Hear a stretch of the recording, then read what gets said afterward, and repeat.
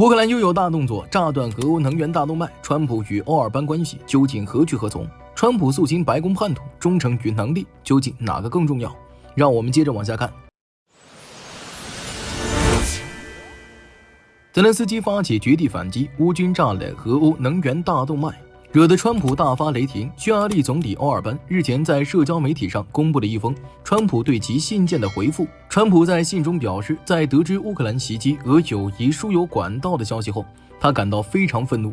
这里需要先强调一下，友谊输油管道是世界上最长的原油管道之一，建于苏联时期，从俄罗斯连通乌克兰、白俄罗斯，向包括匈牙利、斯洛伐克等中东欧多国输送石油，是俄欧之间的输油大动脉。而本周以来，该管道已经2次遭到乌克兰无人机的袭击。周一凌晨，乌军无人机在其他乌军部队的配合下袭击了友谊管道位于俄境内的输油泵站，导致该管道的泵油工作彻底停止。次日晚，管道被修复，输油恢复正常。匈牙利第一时间感谢俄罗斯的行动迅速，结果仅仅3天后，乌克兰无人机部队再次发动对友谊管道发动袭击。这次的目的是位于俄白边境附近的乌涅恰石油泵站。根据初步评估，此次袭击将导致匈牙利的石油供应至少中断5天。这下匈牙利真急了，赶紧找上另外一个跟俄罗斯关系密切的欧盟国家斯洛伐克。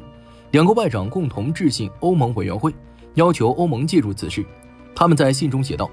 如果没有这条管道，我们国家的能源安全根本不可能实现。布鲁塞尔必须明白，他们是欧盟委员会，而不是乌克兰委员会。与此同时，欧尔班也给自己的右翼老大哥川普写了一封信。在信中，欧尔班强调友谊管道是匈牙利的能源命脉，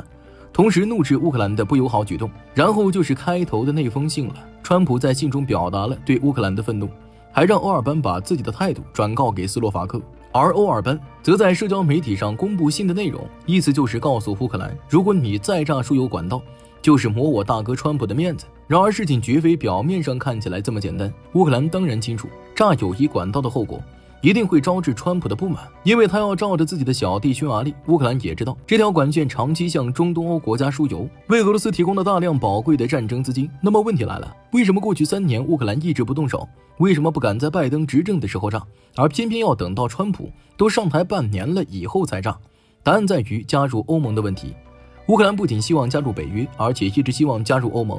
2013年乌克兰危机之所以爆发，导火索就是亲俄的总统亚努科维奇叫停了加入欧盟的进程。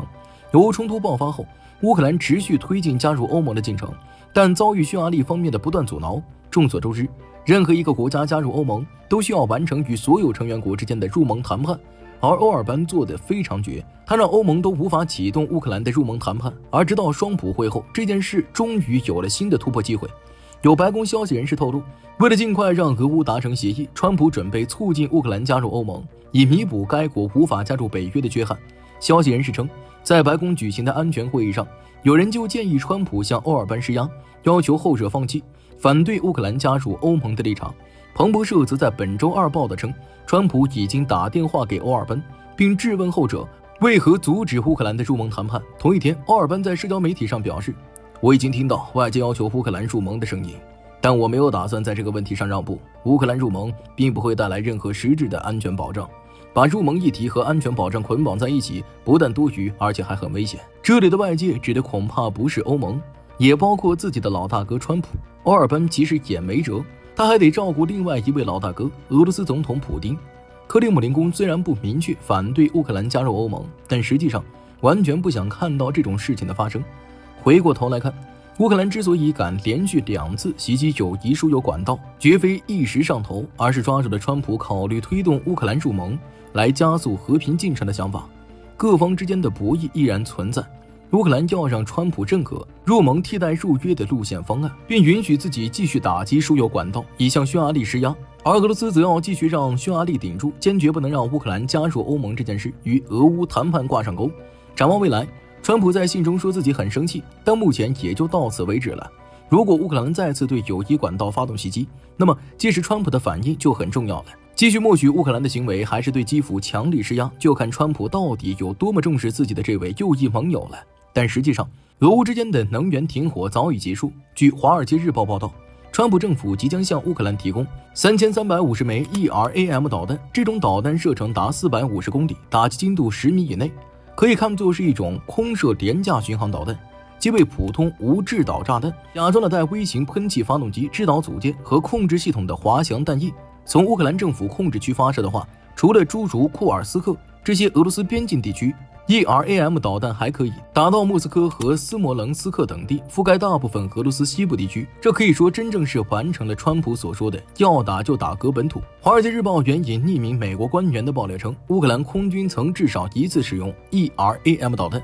打击俄罗斯境内目标，但川普未将克里姆林宫拉回谈判桌，而叫停了乌军后续使用这种导弹。川普政府本次要提供给乌克兰的这3350枚 ERAM 导弹，预计将在6个月内交付，但部署使用需要五角大楼授权。换句话说，乌克兰到底如何使用这些美国导弹，攻击哪些目标，实际上由五角大楼说了算，不像制导炸弹那样可以自由使用。这些 ERAM 导弹原本是拜登政府批准的队伍军援，是专门为乌克兰研制的廉价远程制导武器，但现在川普将其出售给了乌克兰，当然由欧洲国家付款，价值8.5亿美元。此外，《华尔街日报》还报道称，在川普再次就任美国总统后不久，确切说是今年晚春，赫克塞斯领导的五角大楼就禁用乌克兰使用任何美国制造的对地攻击导弹或含有美国零部件技术的导弹攻击俄罗斯境内目标，包括 ATACMS 弹道导弹、风暴阴影、斯卡普 EG 巡航导弹。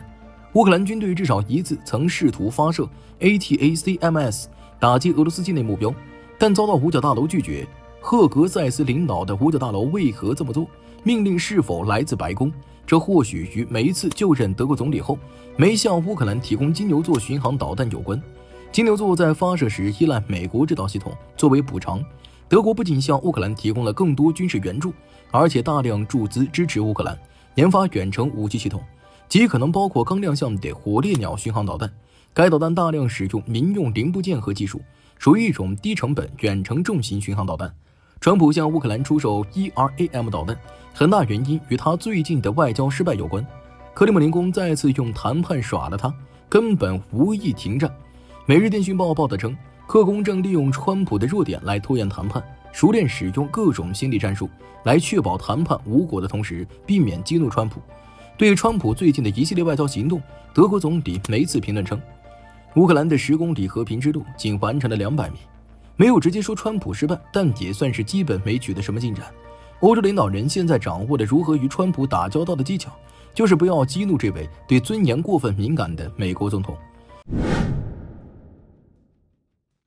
川普掀起军中大清算，半年内6名美国将军被解职，美军高层挨个过关，不够忠心的一个不留，唱反调的就地撤职。美国国防情报局局长杰弗里·克鲁兹日前被国防部长赫格塞斯解职，理由是五角大楼对其失去信任。这个理由听上去很中性，但问题在于这个说法太含糊了。什么叫失去信任？是业务能力不行，还是有其他问题？官方并没有进一步解释。克鲁兹去年2月起担任国防情报局局长，由拜登任命。一般来说，这一职位的平均任职时间是3年，但仅过了1年半后，他就被川普政府换掉了。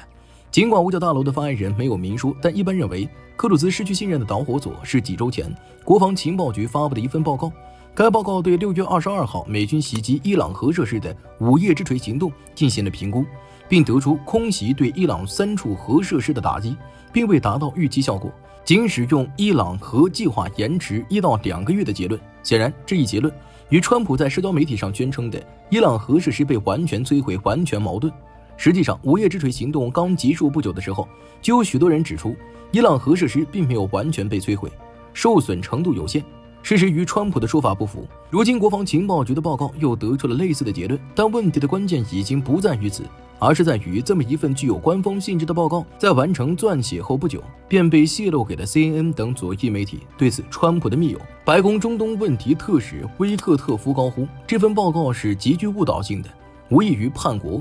伊朗核设施到底有没有被摧毁？你知，我知，他知。川普当然也心里清，但为了对外宣称胜利，他需要美国官方各部门在口径上保持一致。然而，国防情报局的报告戳破了这一谎言。谁写的报告不重要，重要的是谁泄露给了媒体。在川普看来，就是由拜登任命的不忠于自己的国防情报局局长克鲁兹是五角大楼里出了叛徒，而民主党人则表示，就算报告遭到了泄露，也不应该就这样轻易解职军方关键部门一把手，破坏情报部门的独立性。参议员马克·华纳等人就一针见血地指出，川普此举无异于情报政治化，会削弱美国的国家安全。因为如果军方和情报部门只能迎合总统的说法，那情报分析还有什么意义？但川普可不管这些。1.0时期，川普与美国军方高层的关系就很紧张，他总觉得美国军方高层与深层政府勾结，处处妨碍自己。而如今为了避免类似的情况再度发生，他需要大刀阔斧地清理掉拜登政府的遗毒，安排上忠于自己的人。实际上克鲁兹的遭遇绝非孤立，过去半年内，包括克鲁兹在内，川普政府先后换掉了7名美军重量级将领和情报高层，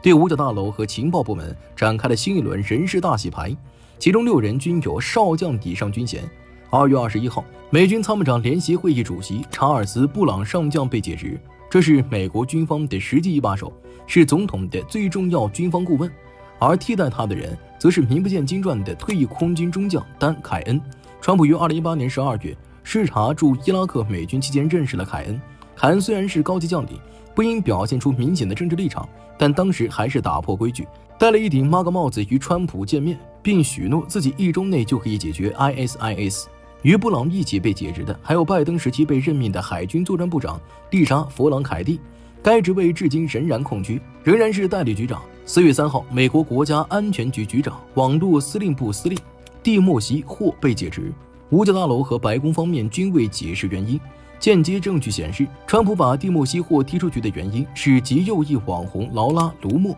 于4月2号在白宫与川普见面时，向总统递交了一份所谓不忠诚人员清单以及相关调查报告，后者当即采纳了相关建议，并下令国防部长执行免职操作。与海军作战部长一样，该职位也是空缺至今，由代理局长主持大局。显然，在踢掉不忠诚的专业人士后，川普很难找到另一个既专业又忠诚的人来填补空缺。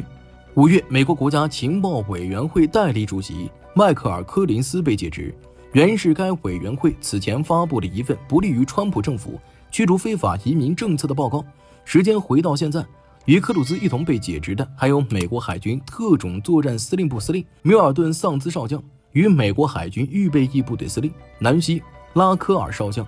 原因同样是失去信任。种种迹象表明，川普正在进行一次政治化的人事大换血，他可能会让川普在当下更有掌控感，但后果却是让美国的军队和情报体系变得更加脆弱，为未来的政策失误埋下巨大隐患。好了，新闻就说到这儿吧，我是大兵，我们下期节目再见。